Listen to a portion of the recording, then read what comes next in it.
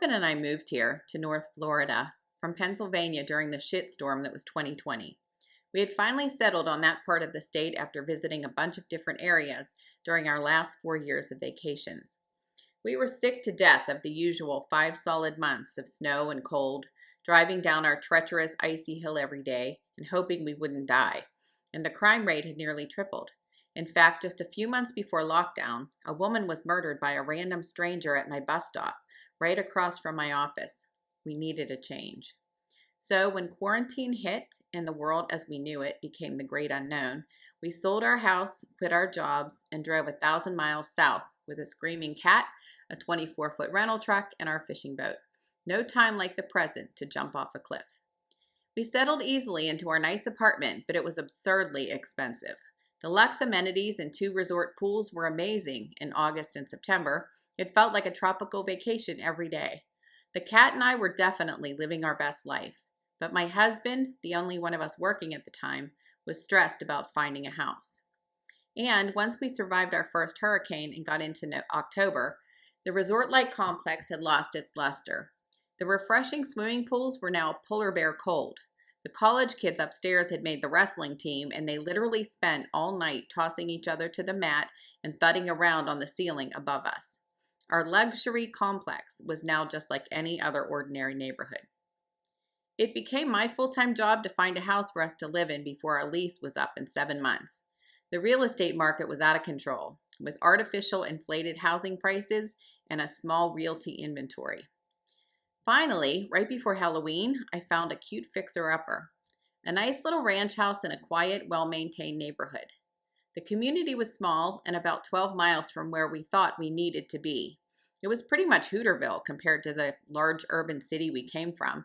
But even before we moved in, during the months my handy husband frantically worked to make it livable, we knew it was the place for us. So we moved out of the apartment to Hooterville in the spring. There was lots of painting, hammering, and downsizing. We had no social plans, so we had plenty of time for home repairs. Quarantine had made it tricky to make new friends, so I made some new furry friends.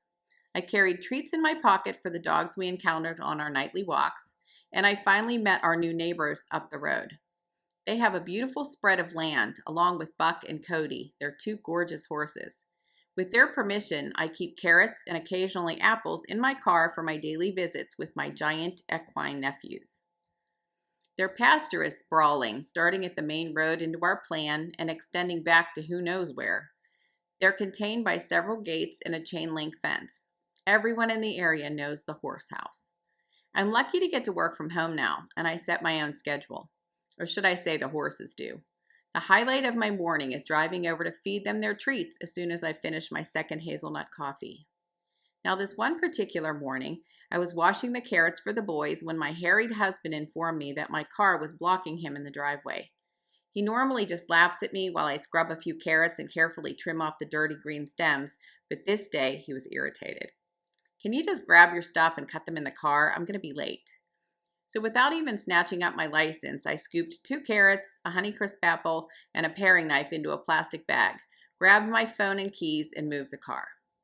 I arrived at the pasture about 10 minutes early, but there they were, right at the front gate. By now they knew my car, my voice. We'd met. My neighbors would surely deem me loco if they heard me talking to Buck and Cody. You know, it's the way you talk to toddlers or puppies. And I was familiar with their quirks too. Buck had become a brat. He was tall enough to bring his head over the fence and down to my face, but he wouldn't let me pet him without getting his treat first. Lately, he would jerk his face away altogether. Brat. Now, Cody was short, like me. I had to feed him through the links in the fence. Sometimes, if I wasn't fast enough, he would push his shoed hoof against the fence or stomp in the patch of dirt they'd worn into the grass. I was terrified one or both of them would break it down and possibly get loose onto the street. See, while the neighborhood was pretty quiet, their house was just past a blind bend in the road, and cars and trucks would speed around the corner like they were auditioning for NASCAR. Drive it like you stole it, as my husband would say. They surely do. Anyway, this particular morning, I was early, as I said, so it was a little darker than usual. I got out of the car with my freshly cut apples and carrots in my Piggly Wiggly bag, and I carefully navigated the gnarled roots from the abundant live oak trees. The sinewy roots jutted out of the ground like a den of snakes, and I had to watch my step to avoid an ugly face plant on my way to the fence. As expected, Buck and Cody were waiting, and Buck was his usual brat self. He jerked his head back when I reached up to stroke him, so I stood there for a second, staring him down. Too quick, I gave in and fed him the fat end of one carrot. Then I stroked Cody's blaze through the fence while he crunched the slender end. All of a sudden, Cody began to push on the fence. Buck was acting up too.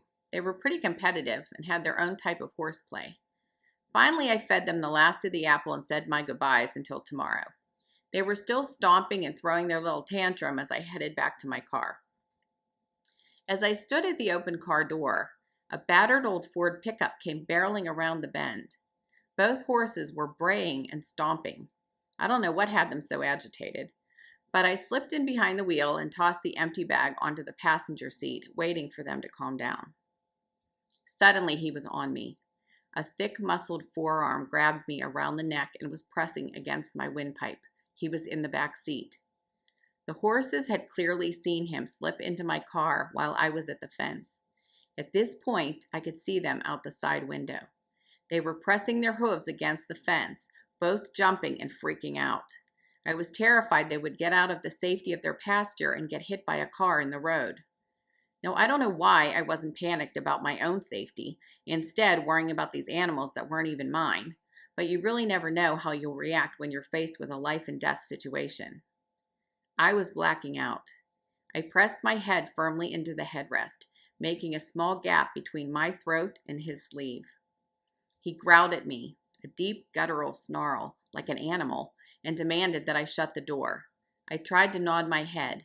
He loosened his grip. In my periphery, I spied the steak knife. It was blade down in the center console. My body moved left toward the open door as he'd ordered. "Do it," he said. In one swift move, I grabbed the knife in my right hand and took a breath as his arm, for one split second, moved away. He wasn't expecting me to fight. So when I defied him, he yanked me by the hair and pulled me up and over the headrest, exposing my neck. This time, his hand gripped my throat, and he squeezed. I could feel myself waning, slipping away. Then I grabbed the knife, squeezed my eyes shut, and stuck him. I wasn't sure where, but I felt his blood spurt onto my hand. I jumped out of the car, trying to suck in fresh oxygen. My eyes locked onto his as I grabbed my phone from my jeans pocket. His incredulous expression was the last thing I could recall when the police arrived. Apparently, he was bleeding from a knife wound to the neck as they slid the gurney into the ambulance. I had numbly recounted the story to the officer, who reported to the call. I was standing at the fence, and now calm Buck and Cody on the other side. And this time, Buck the brat let me pet him. As it turns out, the man was a jogger. He lived about 2 miles away and ran through our neighborhood. My husband had even recalled seeing him occasionally during his commute to work. Thankfully, the guy didn't die, and he confessed to the attack. In fact, investigators believe that he is responsible for the disappearance of 2 other women from a neighboring town. I shudder when I think how easy I had made it for him.